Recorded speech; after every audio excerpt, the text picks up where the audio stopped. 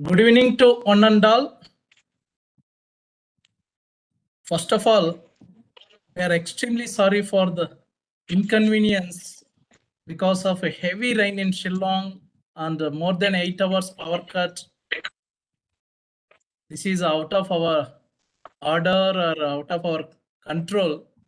We are really sorry. A warm welcome to 89th International Workshop on 4th day of 10-day FDP, Philosophical Foundations of Research and Life Lessons from Friedrich Nietzsche, Golden Jubilee of Year NEHU, May 2022 to May 2023 International Workshop Series, a series of programs with the highest number, best of ability, every Saturday as well 5 to 7 because of unavoidable circumstances. Today we are starting at this time. Jointly organized by Internal Quality Assurance Cell IQAC, Northeastern Hill University, NEHU, Shillong, Meghalaya, and Indian Society for Training and Development, ISTD, Shillong chapter, in collaboration with the Department of Philosophy, IQAC, MORAN College, affiliated to Dibrugarh University, and Department of Philosophy, Sri Venkateswara University, Tirupati, Andhra Pradesh. A warm welcome to today's keynote speaker, my guru, collaborator, Professor P. Chennai sir, Department of Philosophy, Sri Venkateswara University, Professor Prabhasankar Shukla sir, Honorable Vice Chancellor, NEHU Shillong, Professor A.S. Dixit sir, Registrar, Director IQAC, NEHU Shillong, Professor Raja Reddy sir, Honorable Vice Chancellor, SVU Tirupati, Professor Mithali Kaur ma'am, Principal Moran College, MORANHAT, Assam, Dr. Srutoshini Gogoi Madam, Workshop Coordinator, Head Department of Philosophy, IQAC NSS Coordinator, Professor B.S. Mipun sir, Chairman ISTD Shillong Chapter. A warm welcome to senior teachers, policymakers, researchers, research scholars, students, and everyone.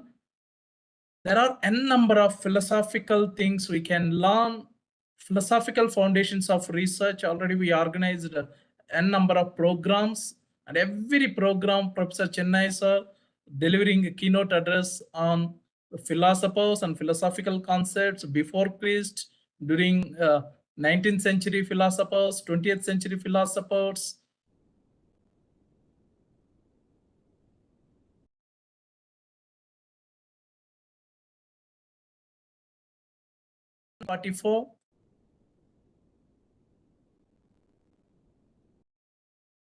And he passed away. There are n number of great things we can learn from Friedrich. Is a poet and writer, composer, philosopher, philanthropist, n number of qualities he have. Really, after going through these German philosophers, I found n number of philosophical foundations of research we can learn from him. This really a wonderful topic.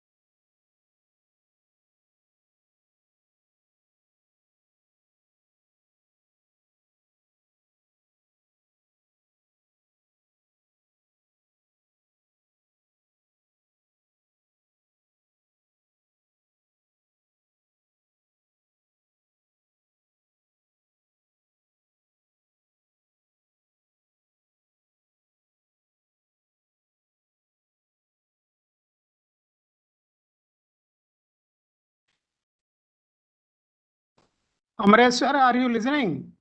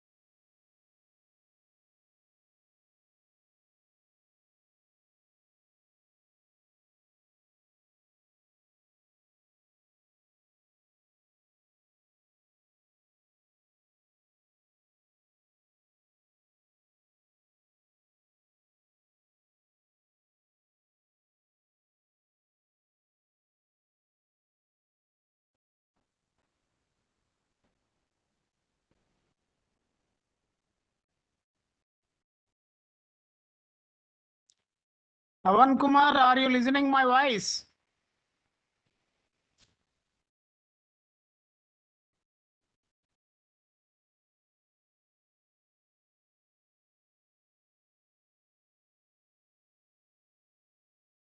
Amareshwar, are you listening my voice?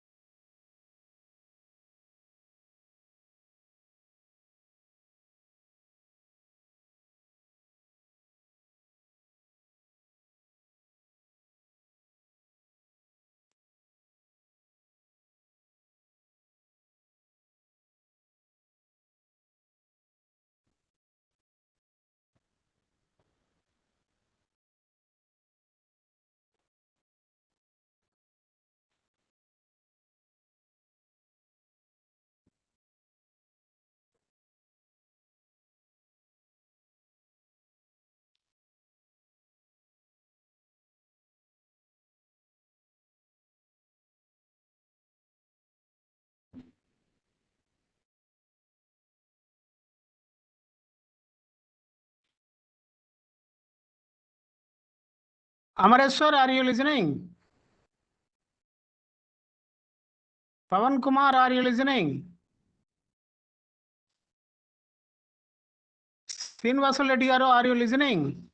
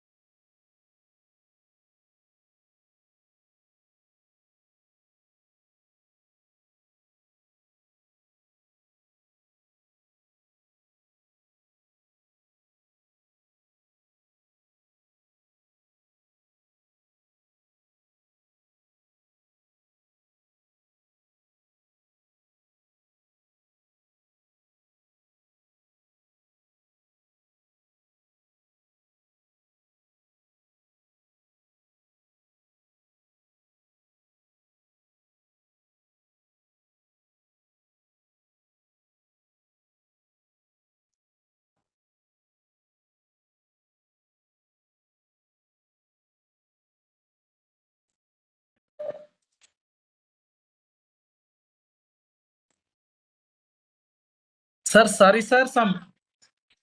Yes, Amresh, sir. Yes, sir. I'm listening. Actually, no one can give reply to you, sir, because they are not a co-host.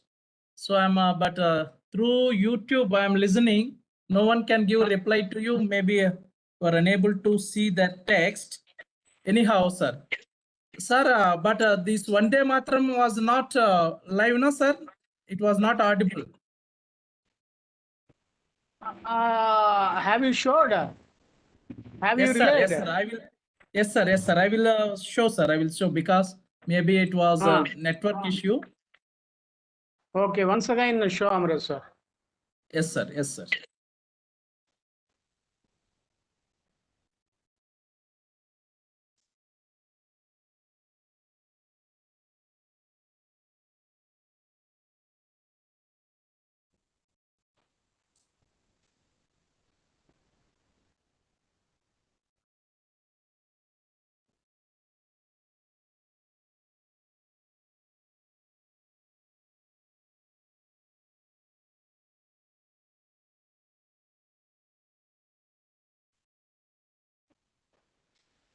Right.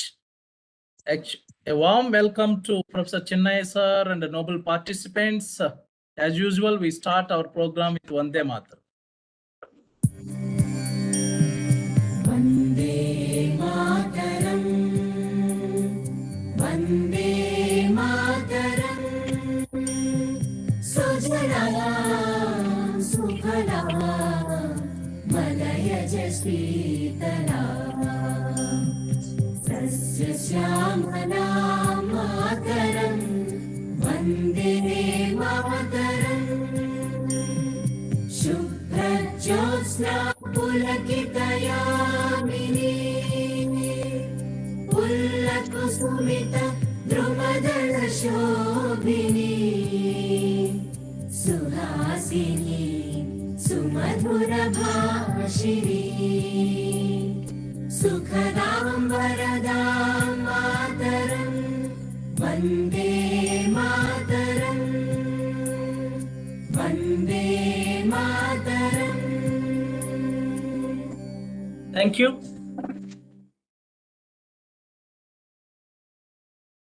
I'm requesting Professor Chennai, sir, my guru, collaborator, keynote speaker, to deliver keynote address. Over to you, sir.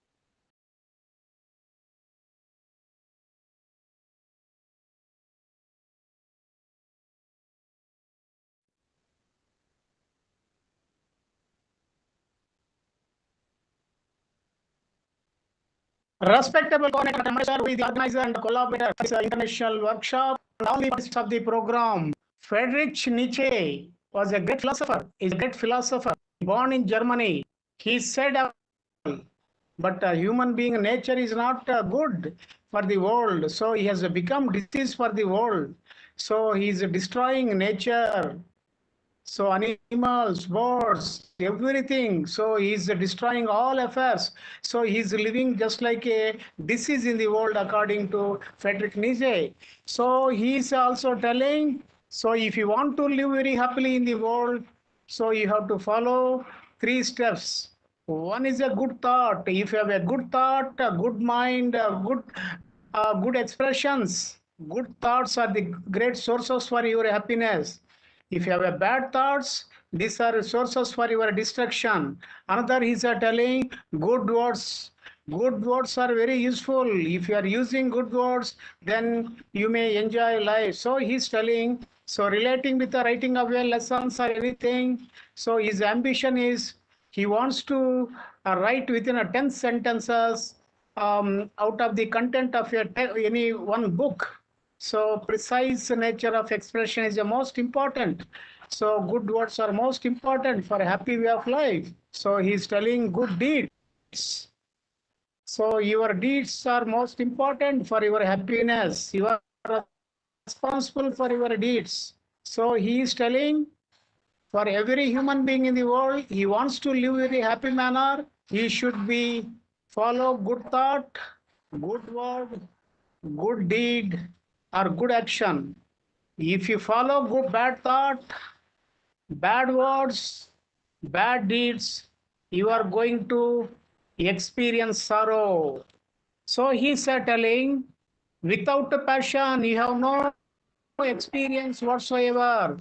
You need more strong desire to experience anything for learning and anything. So he is telling, if somebody is very ambitious, so if says one cannot learn anything if they think that they know already. So he is telling you should be, for a learner, you should be very open person, free from egoism. If he decides already that I know everything, he may not learn anything. That's why free conclusions. So telling that I know everything, if you thought like that, you won't learn anything. So passion is the most important thing to learn anything. If you have no strong desire, you won't achieve anything. So strong desire is the most important thing in the life. So he is telling enjoy life. This is not a dress rehearsal. So here you have born only once. You may not come again. So you are not there. You may be in the different form. You can't expect the same type of life in the future. So you got a unique opportunity to experience this life. That's why enjoy life, enjoy nature. He's telling music is the most important thing in the life. If you are missing music means you are doing mistakes in the life. So you have to move with the melodious music. So enjoy music, enjoy nature, enjoy courageously. You have to live with authentic manner, follow your inner soul. So if you are living with the praises of the other people, that means you are not following your inner soul. So follow your inner soul, live courageous manner, have a great understanding. All truly great thoughts are conceived by walking. So while walking, you may get wonderful thoughts of life. This moment is the most important thing. So if you follow the inner will or inner soul, so it will give more directions to you. So he has given two types of morality in the world. One is a master morality, another is a slave morality. So master morality values pride and power, so arrogance and powerful things. So slave morality values kindness, empathy and sympathy. So love, empathy means other person is important, objective person is most important, sympathy, kindness. So self-expression is a value of the human being life. So here he is telling one must be a sea to receive a polluted stream without becoming impure. So you should be a very cosmic person, then you may understand anything. So he is telling in the world we have two types of people. There are two different types of people in the world, those who want to know and those who want to believe. So he's telling, so a person who wants to know is a curious questioning person, inquiry person, fresh person, innocent person. So those who want to believe is a blind person, is a follower, is not a questioner, is not an investigator, is not an analyzer. So he's a blind following. He's telling, don't believe anything, question everything, follow everything. So you know everything the practical manner, live enjoyable manner. So world is a very beautiful thing. So you know about yourself, that is a great thing. So he's telling about the politicians. The politician divides mankind into two classes. One is a class of fools, another is a enemies. So he's telling about the politicians. They mud the water and they make it seem very deep. So they create a dust in the water. So nobody sees the underground of the water. They said, so this is a very deep water, a deep well. We don't find any underground. So they may cheat. That's why he's telling, don't believe anything. So question everything. Follow authentic manner. So human beings are not living with a proper sense. That's why he's telling, whosoever fights the monster should be see to it that in the process of he does not become a monster. So a person who is trying to destroy a dangerous cruel person, if he continues totally with the effects of the monster, after getting success, a person who fights for monster, he becomes a monster. So he has given one example that if you gaze long enough into an abyss, the abyss will gaze back into you. So if you see a deep well deeply, after some time the deep well see you. That's why he's telling, don't have a attachment with anything. Don't be clear, be humble, have a great understanding. So he's telling, become what you are.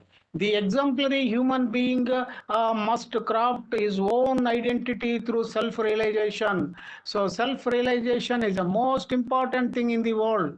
So he's telling about the human relations.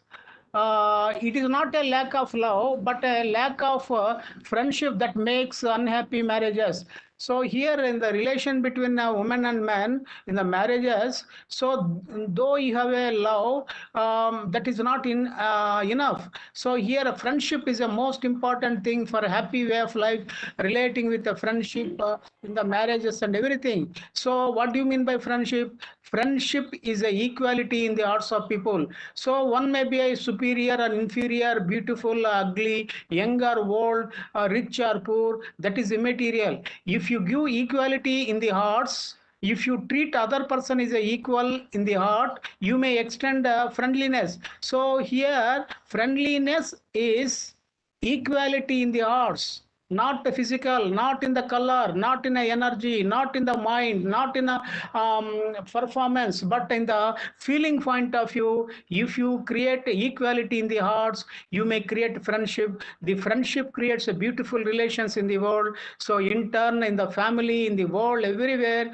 if you have friendliness, if you have a equal treating heart with all things, then only you will be very beautiful, you enjoy everything. So in the philosophy of Friedrich Nietzsche, we find, so have a good thought, good action, good words. So have a passion, live with a simple manner, question everything, understand everything, don't believe anything. So clean your mind empty, learn moment to moment. So this is a life for you. Enjoy music, enjoy everything, don't postpone anything for tomorrow. So this today is a very valuable day. You enjoy this moment. If you miss this moment, you won't get. So don't bother about anything, enjoy beautifully life, have a friendship, have great understanding. Don't believe authoritative people, question people. So understand people. So have a courageous revolutionary outlook. He's telling, if you want to create a very revolutionary, courageous, dangerous manner relating with the human life, then only you will get extraordinary happiness. So don't be fearful, be courageous, be honest, search everything inwardly, outwardly, live beautiful manner. So here human being as a created havoc in the world. So realize yourself, know about yourself, follow your inner guidance, live very beautifully, create happiness in the world. I concluded this speech, Amresh sir. Wonderful keynote address, sir. Thank you very much. I'm requesting our noble participant to interact with our participants with Professor Chennai, sir. Over to Pawan, sir. You are texting something, so. Okay, sir. Namaste, sir. Namaste, sir, and Sneh, sir. Okay, sir. Welcome. Frederick. Okay, sir. That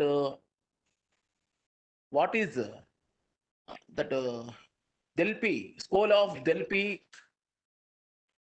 So you are going out of field. So you have heard my expressions. You have to ask about what I said. So you may ask any question. I may be answerable. I know everything. Okay, sir. But you have to ask question directly to the philosophy of Friedrich Nietzsche. You have to ask relating with what I expressed. Then it may be a very beautiful. Okay, sir. So you may ask one technical word relating with something that is a irrelevant subject. You have to ask question directly the subject and the philosopher. Okay, sir. That inner thought, inner soul manner way, inner thought, inner soul, that knowing that way, that how can simply living life, that Frederick philosophy way, how can it possible, sir, nowadays? Our What is that? simple life, good living thought, high living thought, simple manner. These are Frederick concepts way. How can live possible that in country? So it is a good question. Wonderful. So here, so he's telling, if you want to simple life, happy life, good life, beautiful life, you have to express good thought, good word, good deed. These are the central things which are going to save your happy life. So for that, how to create good thought, good word, good action? So he's telling, inner witnessing, inner observation means when you are going in the darkness, if you have a torchlight, on the basis of your lighting of your torchlight, you may see things. Here, you have an inner torchlight.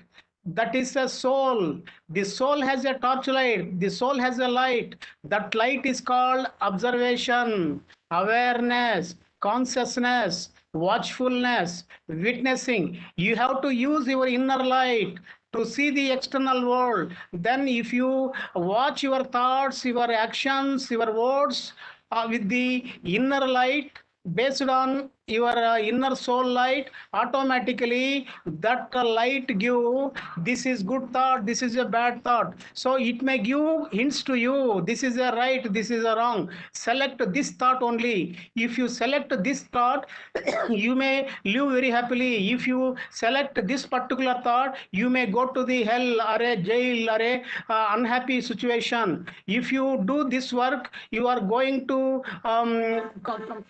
pay penalty, or if you talk like this, you may get death punishment, or you may get unhappy relation, or you may get enmity. So watch your inner soul light, with your inner soul light, the thoughts, the feelings, the actions, automatically the good thoughts will prevail, the bad thoughts will go to silent position. You will find the inner emptiness. That emptiness creates simplicity, happiness to you. So watch your inner source. You will live with a simple manner. Amresh sir. Okay, sir. Okay, sir. You are all are okay, Thank you, sir. Everything okay, sir. But this is the foreign country is eligible. Our Indian country, how can possible, sir? That economically, economically earn, So saving, black money limitation, no, sir. Then our education, asked this no evidence. yesterday also. So you have asked this question yesterday also. I have an extraordinary memory. So here, okay. So here it is not this particular country. We have 194 sovereign countries. We have a humanity. We have nearly 810 crores of population in the world. We have a different type of people, different colors, but our mind, our consciousness is the same. We are feeling consciously same level. So happiness is same, sorrow is the same. We have a same type of mind, same type of feeling. So if you get any appreciation, you feel happy. So this is a common for all human being. If anybody lost some beloved person, he may get suffering. So these are a common things. But if you have a love, happiness, sharing, if you think that all human beings are our family members, if you have a kind-hearted heart, if you have a lovable feeling, you don't find any unemployment, you don't find any equality. Where there is a love, there we find a total sharing, total giving. That's why watch your mind, clean your heart, then you will see compassion. Through compassion, you can avoid all problems in the world. So here it is not relating with the one country, entire humanity is a one. So you can solve all problems with the love and compassion on the basis of awareness. Amresh sir. Okay, sir. Okay, sir. But foreign Okay. country, our Indian countries are mostly Yes, using I have suffering, sir. answered. I have answered. If I answer, Okay, sir. that may be Okay, a sir. repetition. Okay, sir. Okay, sir. That may be a repetition. That our Indian countries are, that Indian country, no purity of mind to that way of living life, no. That is selfishness. So he said about Friedrich Nietzsche said one expression. So some people are mudding the water and they are thinking that the water, the well is so deep. So they are mudding and they are not creating any transparent environment in the upper part of the water. So they are creating mud. So here in the world, many people are creating bad images in the world. So you watch your mind, automatically you will solve all problems. Amresh sir. Okay, sir. What is bad and what is good thought, sir? What is good thought and what is bad thought? That how can I have creating? How answered can very creating? That see, how can creating that see, our way of living life? So so actually storage man is there. That a kingdom period is there. So some historical, ancient historical so period, you step have by to step is here. But nowadays, you you have okay, to ask questions. I want to okay, give answers to answers. okay, You sir, have to okay, sir, answer, you have to question. If you answer, I listen. okay, If you sir, answer, I want answer to your answers. okay, sir, Your question should be very sharp.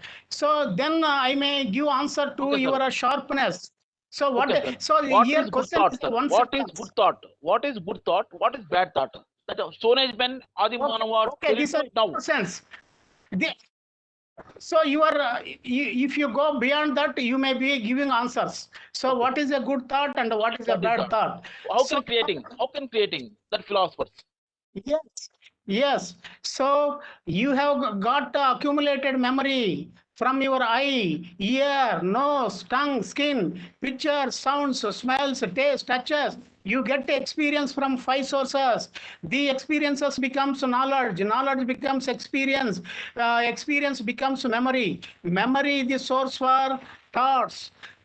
Feelings are the sources of so feelings are created by thoughts, actions are created by thoughts. So all thoughts are coming from the our experienced memory. So if you are not watching your memory, anything may go. So you have water, so you have a dust in the water. Now we are using RO system and other systems to purify water. Here, to purify your thoughts, purify your mind, here you have an inner mechanism that is called watchfulness, awareness. If you aware of your memory, if you aware of thoughts, automatically the bad thoughts will go. It may sense that if you talk like this, so the word coming from thought. So if you talk like this, if you do like this, it may be a danger. So through watching, you may create good thought. So if you are not watching anything, if you, so just like if you have a control of brake, you may drive very carefully. If you give full freedom the brake in the traffic area, you may create accidents, there is a danger. So here, if you watch very carefully, you may avoid bad thoughts, you may create good thoughts. If you are not watching, the bad thoughts will come to you. That's why a memory which is coming, if you watch, that watching creates a good thought. If you are not watching, if you are not aware in your memory, automatically the bad thought will come. That's why watching based on watching creates a good thought. Non-watching creates bad thought. This is the source. Amresh sir.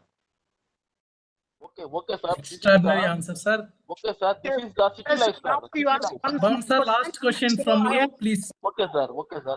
Is population growing? This is the population growing city life to tell about some fascinate lives. Then what is soul hypothesis philosophy, sir? What is soul hypothesis philosophy? here What is soul hypothesis philosophy? That here, convergent psychology way to tell them, sir. That is what is good thought and what is bad thought. That is good thought and what is bad thought to apply them. A convergent psychology way. Soul hypothesis man philosophy. What is soul not hypothesis aware of philosophy, sir? his requirements.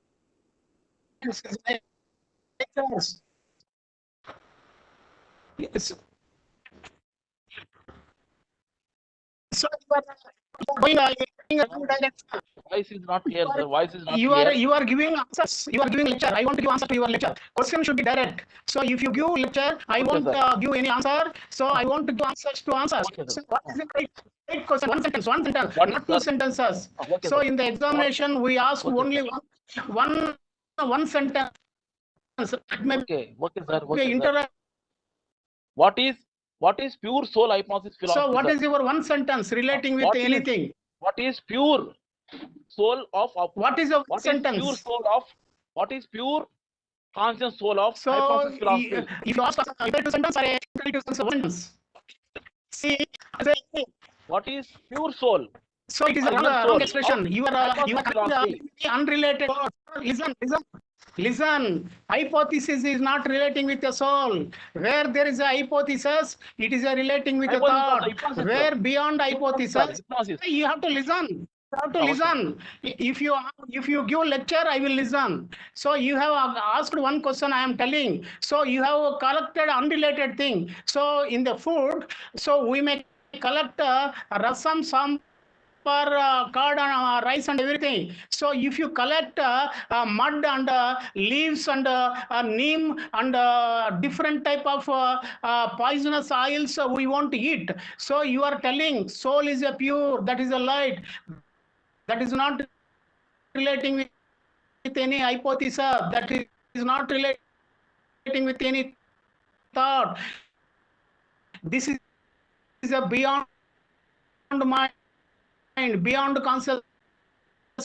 That is a light. So so if you use your soul on hypothesis or a thought or anything, it may give direct. Don't mix any thought affair to the soul. So if you connect with any affair to the soul, that may be a fallacy, that may be ambiguity, that may be error in understanding. Amaresh sir, Listening, sir. Extraordinary, Amaresh sir, sir. are you listening? Yes, sir. Yes, sir. Yes, sir.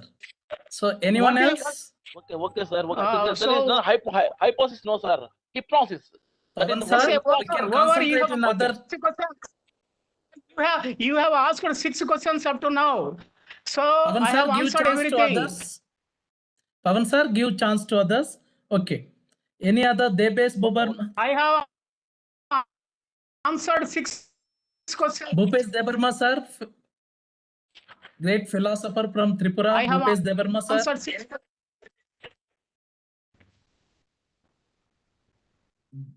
Bhupesh Debarma sir, Dr. Bhupesh Debarma from Tripura. Srinivasal Reddy from Telangana. Anyone else? Okay, then I can ask, sir. Sir, is there any One question. actually the World War I, World War II? You have maybe the Hitler role is there in World War II. So, but what type of life lessons? Even though he is Friedrich also from Germany, Hitler also from Germany. This type of great philosophers' impact on the rulers. So actually, Friedrich Nietzsche born in 1844 and he died in 1900 at the age of 55. So his perception is a different, and he's a different type of person. He said about the evil mind of the politician. He said the politicians are dividing world. One category is the enemies, another category is the fools. So they don't want to create a intelligent people. They don't want to create a wise people. So they want only fools. Fools means those who are following innocently without asking anything. So enemies already every time war conflict. So here, Adolf Hitler, he entered in the Second World War. Before that, he joined in the army. So he got extreme power. He got inspiration from fascistic philosophy. He got inspiration not from Meister Eckhart or Friedrich Nietzsche. These are psychologically revolutionary persons. These are persons for human happiness and love. These persons are meant for human welfare and love, human unity. But Adolf Hitler got philosophy from different philosophers. They are philosophy of craving, philosophy of domination. He got some great inspiration from writers. They said how to influence people, how to create at the children's stage to surrender. So he got different philosophy. He encoded different philosophy, how to create terror, how to dominate. So he got great inspiration, and he introduced in the world. In the early times, great many things are there. So here we have two types of politicians in the world. One is a politician who is craving for power, a politician who is trying for domination. Another type, a person who is trying for service, a person who is creating a human history. But these people are there in the every century, every world, in the past, in the present, and the future. That's why Nietzsche is telling to avoid this type of political people. Question everything. Don't give any authority to anything. Don't praise any politician. Observe every moment. So question everything. Don't believe anything. So he has given powerful instrument of questioning, observing. So don't accept any authority in the world. Question everything. So he said the God is a dead. So the man-made God is a dead. That's why don't believe and don't fear anything. You are an enlightened person. Live with a courageous manner. So go with the top level in the heaven and give your roots to the hell. Become powerful person. He said the man is a bridge between animal and the over man. Man becomes extraordinary energy. That's why finally his approach for freedom, for avoiding wars. So don't give any your personal freedom, personal right, personal energy to any authoritative person. Don't surrender to any person psychologically. Maintain space. Question everything. Live balanced manner. Then only you will save the world. You will live authentically. If you follow just like a fool, just like a follower, just like an idiot, just like a believer, the politicians will come. They will dominate. They will start wars. They will kill you. That's why don't accept any political authority. Question everything. You are not inferior to anybody. You are a powerful person. This type of philosophy we find in Friedrich Nietzsche. Amresh sir. Thank you, sir. Thank Amresh you sir. very much. Wonderful, sir. Today I Wonderful may answer, sir. today I may be some expression maybe with a sweet manner. No, sir. Language may Because be of this time, sir. Actually, we have a heavy rain, power problem, and traffic. So many factors. Even though by Okay. listening, by remembering your thoughts, it is not good to postpone any of our programs. That's why we tried our best. Now Yes. successfully, everything is right, sir. So So with your permission, I will congratulations. take another 20 minutes like that, 20 to 25 minutes. So with your permission, I go Okay. for presentation, sir. Thank you very much. Okay, Amresh sir. Please move, Amresh sir. Thank you, sir. So good evening to Professor Chennai, sir, and the noble participants. Really, it gives immense pleasure to present in front of you, even though 1 hour, but you waited for us. It gives more encouragement and motivation to organize n number of programs, philosophical foundations of research and life lessons from Friedrich Nietzsche. The outline of the presentation is introduction, learning outcome, and conclusion. Before going to our actual topic, I would like to show one motivation video, power of not reacting. Actually, in English, we are using literature also, responding and reacting. So response is better than react. React means actually Newton third law, Professor Chennai sir already mentioned, is equal and opposite same type of reaction. Here, responding in whenever a wife and husband, the quarrel maybe occurs. This is because of lack of listening, and instead of responding, reacting. So reaction is not good. The power of not reacting is a wonderful story we can learn, especially research scholars. They can learn many things. Sometimes silence is very, not sometimes, maximum times, silence is very, very important. Even I'm happy to see great researcher, teacher, Dr. Uma Devi Madam, Associate Professor from Padmavati Mahila Vishwavidyalaya, Dr. Jagadishwari Madam from SV University, so many teachers, Pallavi Gogoi from Krishnakanta Handicap Open University. I can say n number of names. By seeing their names, I can recall their positions and their roles. So there are n number of things. Whether you believe or not, I learned many things from Professor Adinarayan Reddy sir, Professor Uma Devi Madam regarding research. As a MA student, MEd student, teachers, scholars, postdoctoral fellow, n number of things we can learn while interacting. Really, I felt very happy. Some of the participants, they responded, sir, is there any problem? We are waiting long, more than 45 minutes. Yes, I responded. 6 o'clock, we got assurance immediately you did. Anyhow, the power of not reacting. So over to you.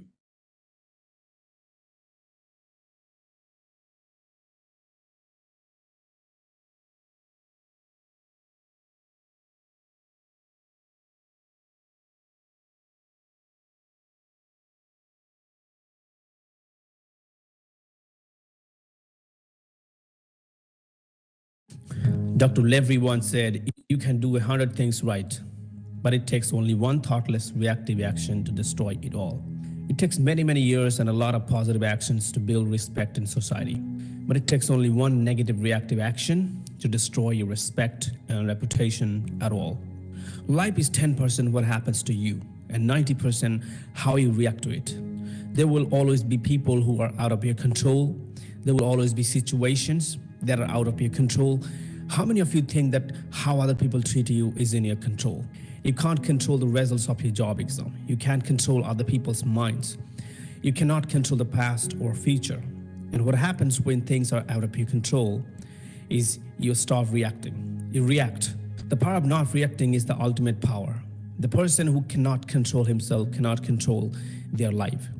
In life, there will be people in your society, in your office, in school, who will try to put you in trouble, who will try to destroy your peace and reputation. And if you cannot control your emotion and you react uncontrollably, you will lose the battle.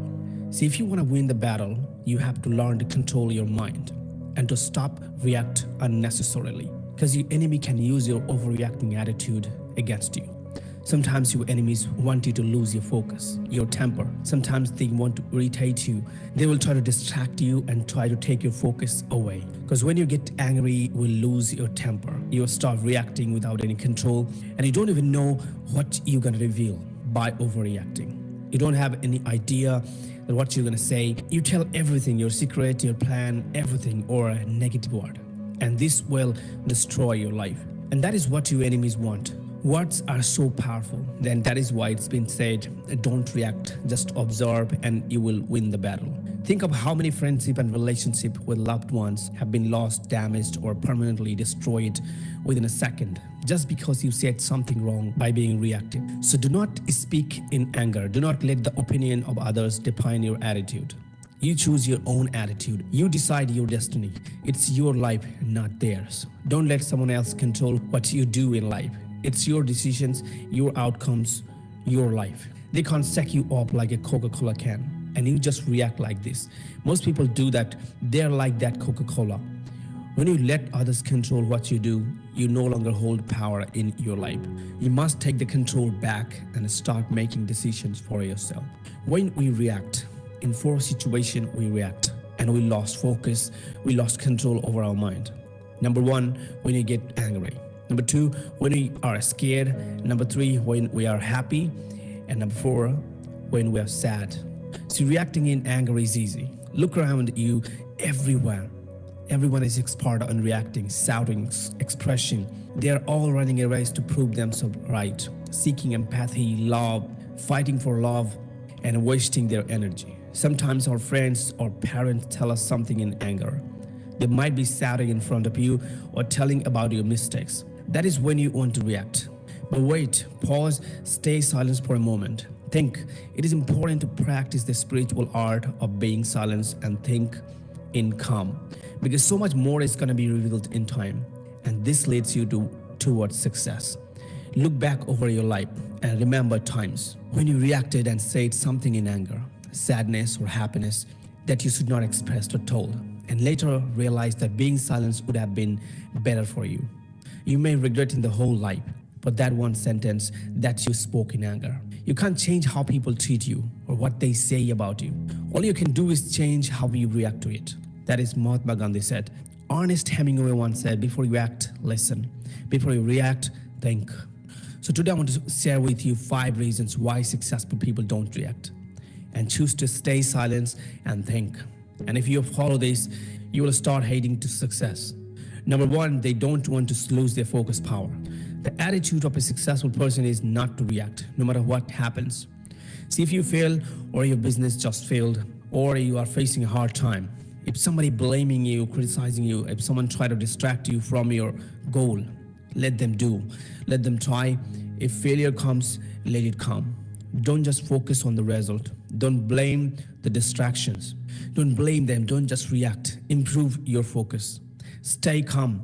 Just have focus on you and on your goal, because what happens is not in your control. And don't worry about what you cannot control.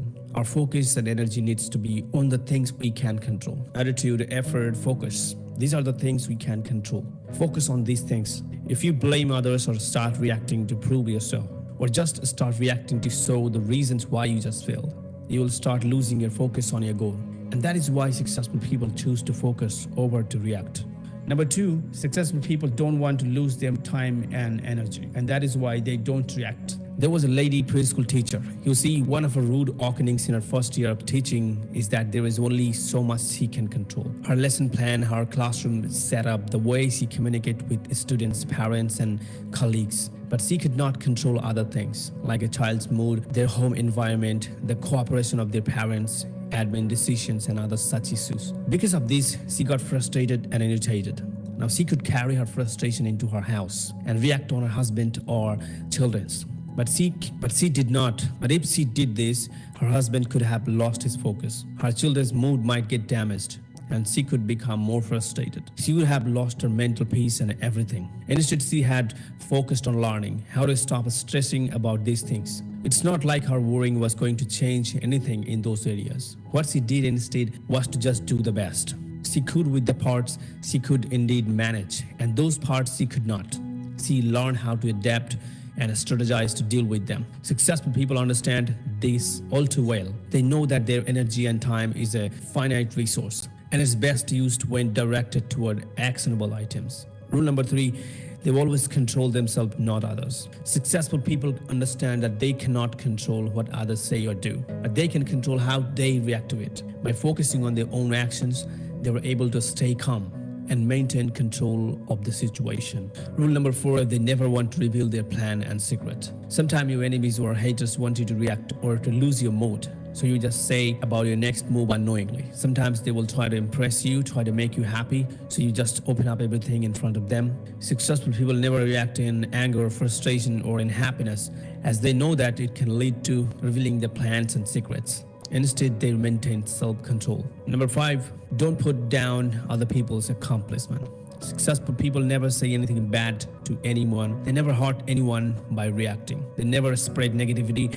They value their relationship with others. A good-hearted person always lift up others. Successful people understand the importance of supporting and encouraging others. They know that putting down other people's accomplishments is not only disrespectful, but it can also create a negative environment. Successful people are always willing to congratulate and support others when they achieve their goals. Remember, the power of not reacting is the ultimate power. Thank you so much for watching this video. If you really liked it, So those who met physically, Professor Chennai sir, you can get sir never criticized anybody. Always try to congratulate and appreciate their goodness. Really, I learned this one from Professor Chennai sir. Learning great life lessons and philosophical foundations of research from Friedrich Nietzsche, the only learning outcome of the present session. Already I informed the 15th October 1844, Roxana Saxony and Prussia, Germany, died on 25th August 1900. Again, Germany is a philosopher, critic of culture, one of the most influential of all modern thinkers. That is the reason behind to select the great philosopher Friedrich from Germany. So the Friedrich, Professor Chennai sir, so many things mentioned. I'm going to concentrate to two concepts only. Trust yourself and you can become great. Research scholar, research student, research scholars and researchers, even students, policymaker, administrators, anyone, we want to become good or highest position to reach in our career. So how to do, what to do, when to do, why to do, whom to do, the Friedrich Nietzsche biography.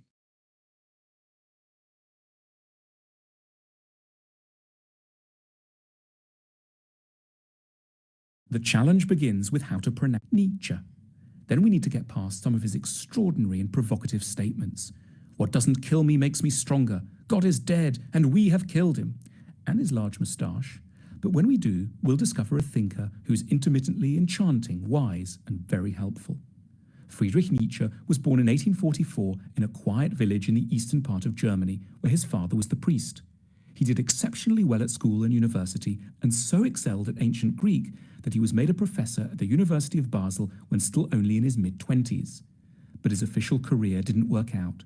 He got fed up with his fellow academics, gave up his job, and moved to Sils Maria in the Swiss Alps, where he lived quietly, working on his masterpieces, among them The Birth of Tragedy, Human All Too Human, The Gay Science, Thus Spoke Zarathustra, Beyond Good and Evil, On the Genealogy of Morals.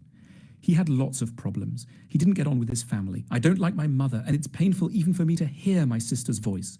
Women kept rejecting him, his books didn't sell, and when he was only 44, he had a mental breakdown, precipitated when he saw a horse in a Turin street being beaten by its driver, and ran over to embrace him, shouting, "I understand you." He never recovered and died 11 sad years later.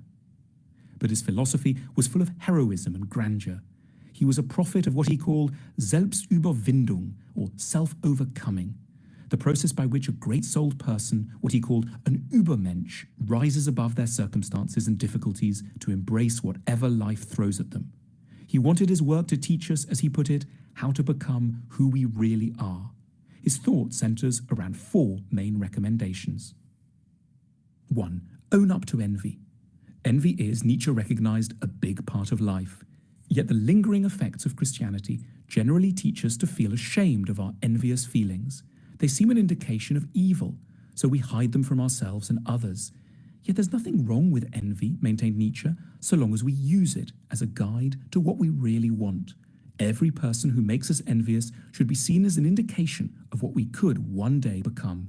The envy-inducing writer, tycoon, or chef is hinting at who you are capable of one day being. It's not that Nietzsche believed we always end up getting what we want. His own life had taught him this well enough. He simply insisted that we must face up to our true desires, put up a heroic fight to honor them, and only then mourn failure with solemn dignity. That is what it means to be an Übermensch. 2. Don't be a Christian. Nietzsche had some extreme things to say about Christianity. In the entire New Testament, he wrote, there is only one person worth respecting, Pilate, the Roman governor.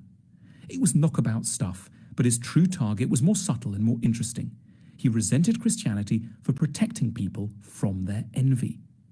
Christianity had, in Nietzsche's account, emerged in the late Roman Empire, in the minds of timid slaves who'd lacked the stomach to get hold of what they really wanted and so had clung to a philosophy that made a virtue of their cowardice. He called this Sklavenmoral.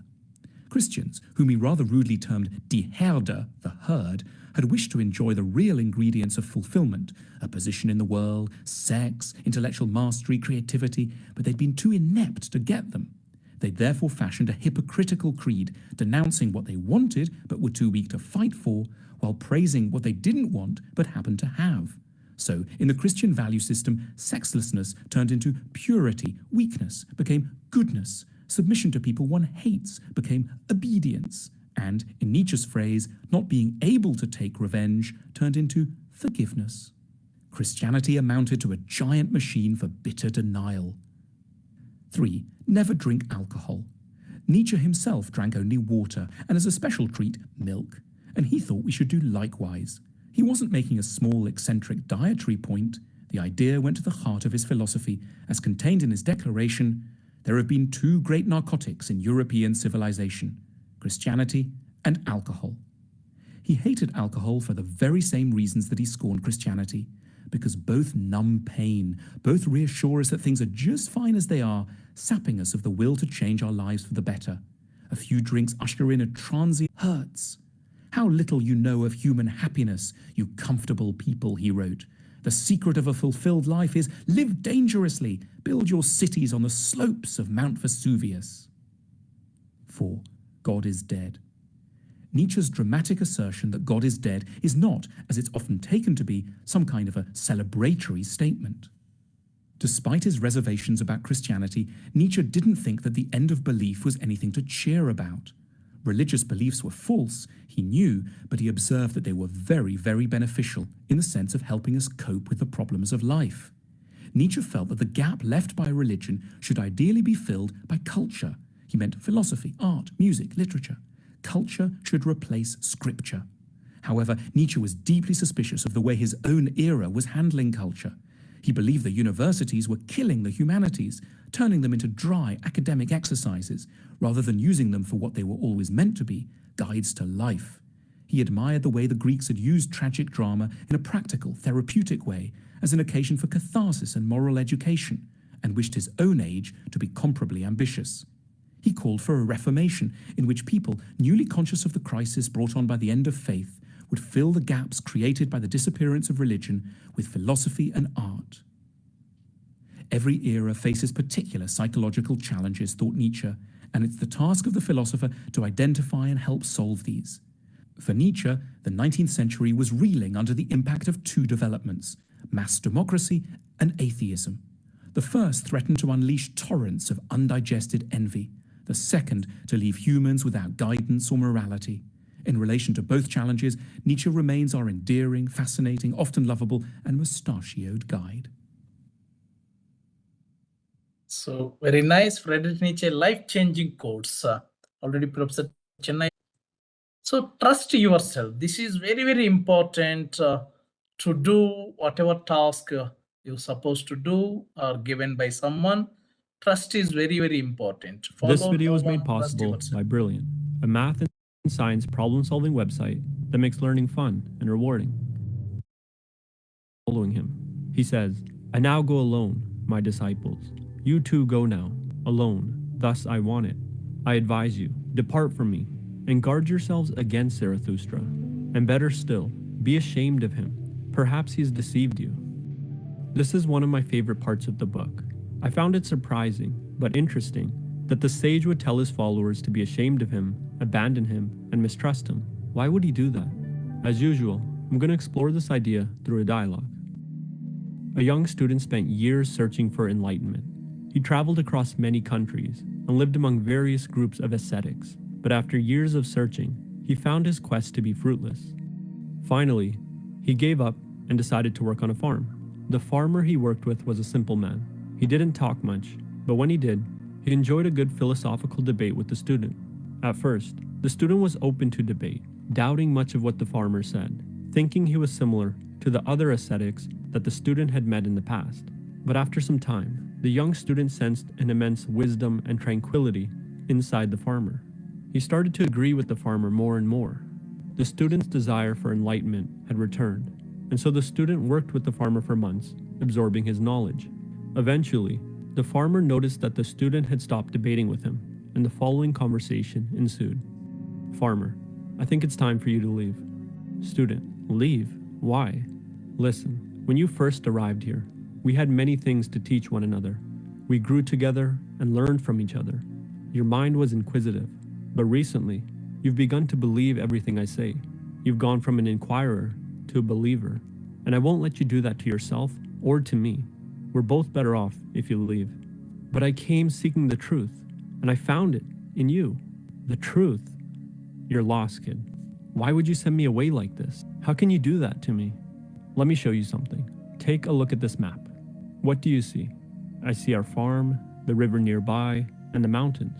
No, you see an image of our farm, the river nearby, and the mountains, not the things themselves. Now tell me, what can you learn from this map? I can learn where the farm and the river are, the height of the mountain, where the berry trees are, where we plant our carrots. No, you can't. Give it a few millennia. The river will dry up, the mountains will move, and this farm may be a city. You can't learn anything about the farm as it is. You can only see an image of it as it was at some point in time. See, a man's memory is like this map. It can capture a shadow of reality, and he can share that with you, but he can never give you the reality itself. A man can give you his memories of the truth, but he can never give you the truth itself. He can tell you where the farm was, but you'd still have to verify it for yourself. If you want the truth as you say, there can be no intermediaries, no middlemen. If there's a middleman, then he's the one you're following, not the truth. But what's wrong with following you? If you follow me, you'll live according to my memories. You'll live according to my map, and you'll never learn to construct your own. What if my map is wrong? Then you'll be lost with me, and you won't be able to correct me because you never learned to navigate on your own. And if you can't correct me, then we're no longer able to help each other. But if you learn to see for yourself, if you learn to construct your own map of reality, then we can come together as friends and individuals. We can compare our maps and help one another see reality as it really is. And when we both see reality as it is, we can journey through it together as equals. I guess you're right. I'll start packing my things. In a letter to his sister, Nietzsche wrote, "If you wish to strive for peace of soul and pleasure, then believe. If you wish to be a devotee of truth, then inquire." And in my opinion, Zarathustra tells his followers to leave him because they are still believers. He wants them to become inquirers. He doesn't want followers. He doesn't want people to believe what he says. He wants them to doubt him, inquire, verify what he says for themselves, and see if they arrive at the same vision of reality. And if they arrive at the same vision of reality, then they can be travelers in this world together. They can be equals. But if they simply believe what he says, then they become followers. Followers learn to follow someone else's map, and by doing so, they lose a direct connection to reality. And if they lose a direct connection to reality, we all lose the value that comes from their own unique perspective. We lose the value of independent verification and the possibility of someone correcting us. But inquirers, on the other hand, make their own maps and maintain their connection to reality. And because of this, they bring us actual value through their unique perspective of the world. But at the end of the day, this is just my opinion and understanding of Nietzsche's words, not advice. Feel free to use this information however you like, and if you have a different take on Nietzsche's words, I'd love to hear your perspective in the comments. And if you're looking for a fun way to improve your understanding of the world, I recommend checking out this week's sponsor, Brilliant. You may have heard me mention Brilliant before and how they help you learn science, technology, engineering, or mathematics, but they recently took the interactivity on their platform to... What a wonderful video. Really, as a researcher, research scholars, they need philosophy and research, search for truths, systematic approach. So verify the reality or data. That's why in social sciences, we are going for first-hand information to collect the data by using so many types of tools, questionnaire, rating scale, interview schedule, maybe structured, semi-structured, unstructured, and observation, grounded theory, or get so many ways, qualitative, quantitative, and mixed methods. So the research is a research, such again and again, and actually it is not possible 100% maybe absolute, but near to the truth, such type of things. So the last video I would like to show how to achieve greatness. Few days back, some of senior professors, they approached to know what is the timeline to submit thesis, old regulation, new regulation. So maximum 6 years, old regulation at present 5 years. Those who are women research scholars with the re-registration and carrying all these type of things, maximum 10 years. But some of student teachers or research scholars are not able to complete their dissertation work or PhD work on time because of many things. Here become great.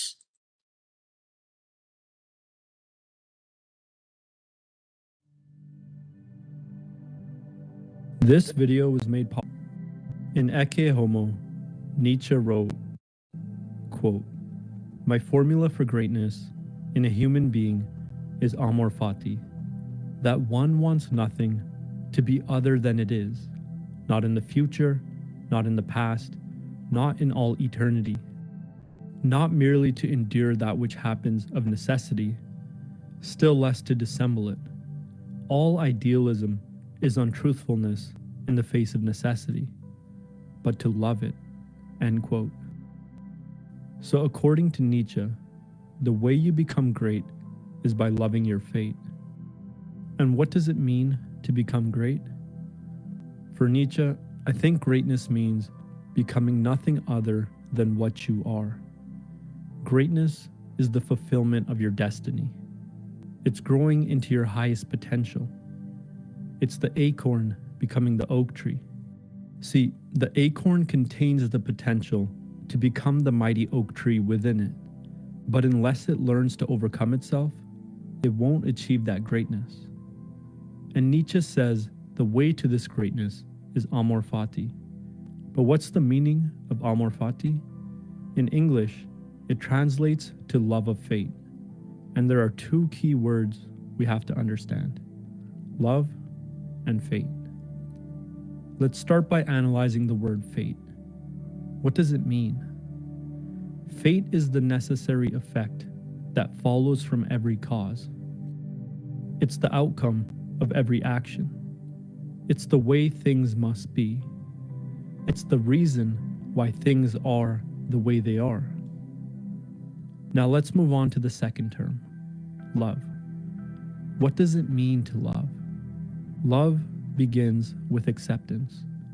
When you accept something as it is, you can give it your total attention.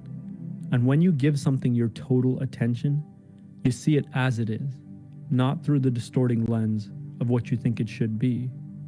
And when you see something as it is, you understand it. And when you understand something, you can help it remain as it is, or better yet, to become fully what it is, which is to help it achieve its own greatness. So now let's combine both of the terms. What does it mean to love your fate? It means accepting everything that happens to you as necessary. And when you accept everything that happens to you as necessary, you can begin to learn why or how it was necessary. You can learn how the actions you did or didn't take led to that outcome. You can learn what causes led to that effect. And when you learn the relationships between causes and their effects, you can allow or prevent those effects from happening again. And you might be wondering, how do I love my fate? How do I learn to accept everything that happens as necessary? But that's the wrong question. The question isn't how do you love your fate, but why you don't already. And the reason you don't love your fate is because you don't accept it. My life shouldn't be as it is, you say. And you have an image, an ideal in your mind of how it should be. And you measure your life against this ideal. And so you look at your past with regret, shame, guilt, anger, and sorrow. You look towards the future with fear. You measure others against this ideal too. And the closer they are to it, the more you look at them with envy and resentment.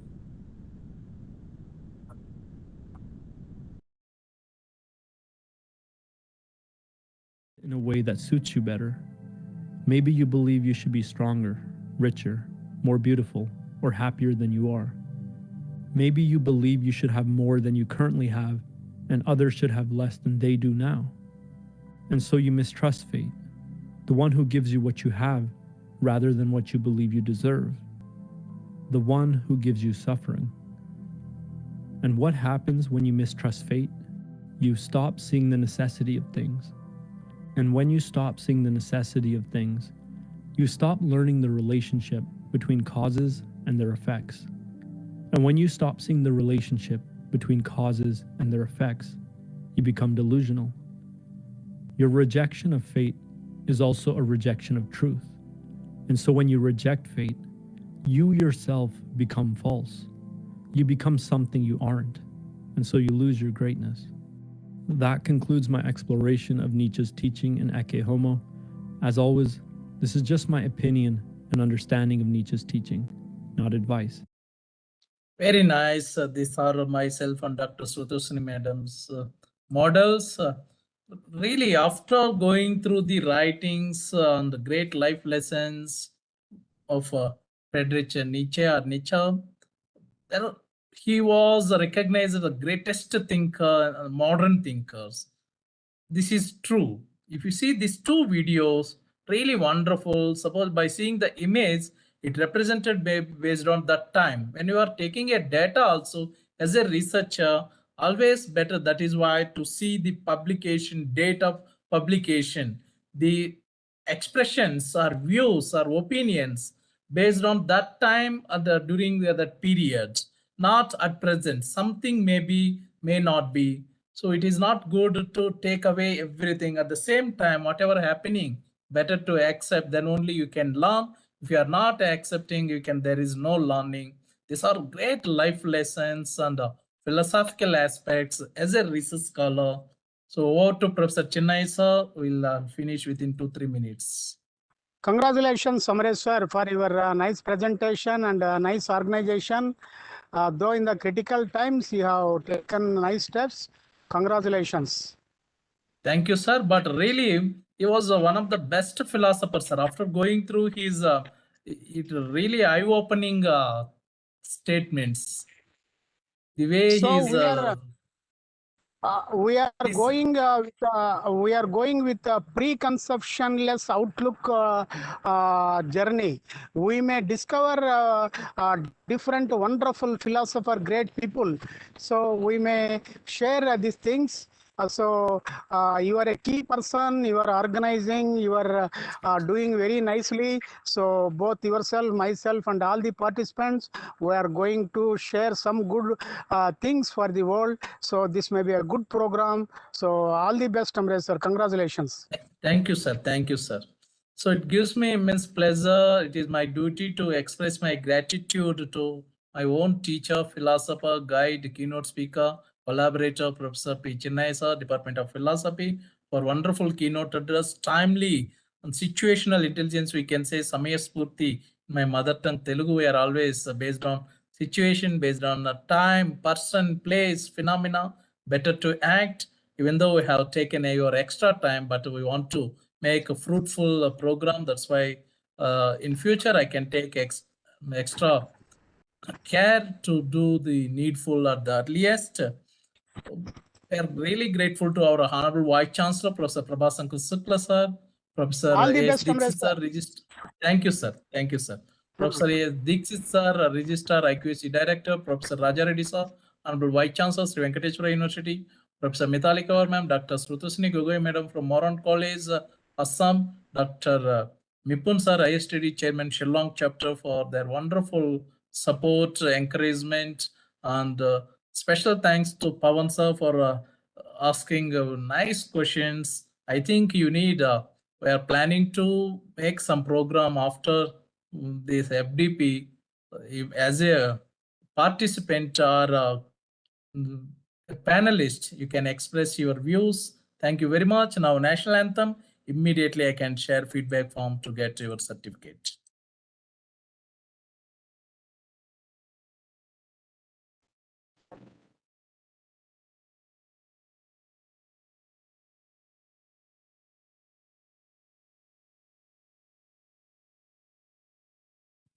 जनगण मन अधिनायक जय हे भारत भाग्य विधाता पंजाब सिंध गुजरात मराठा द्राविड उत्कल बंगा विंध्य हिमाचल यमुना गंगा उच्चल जलधि तरंगा तव शुभ नामे जागे तव शुभ आशीष मांगे गाहे तव जय गाथा जनगण मंगलदायक जय हे भारत भाग्य विधाता जय हे जय हे जय हे जय जय जय जय हे Jai Hind. Thank you. Please submit your feedback form and see you Amresh again. sir. Yes, sir. Please, sir. Amresh sir, what is the number up to now we organized? Sir, 299, sir. Okay, Amresh sir. Next week we are going to see 300 number. Yes, sir. Yes, sir. Okay. Congratulations, Amresh sir. Okay, please Thank move. you, sir.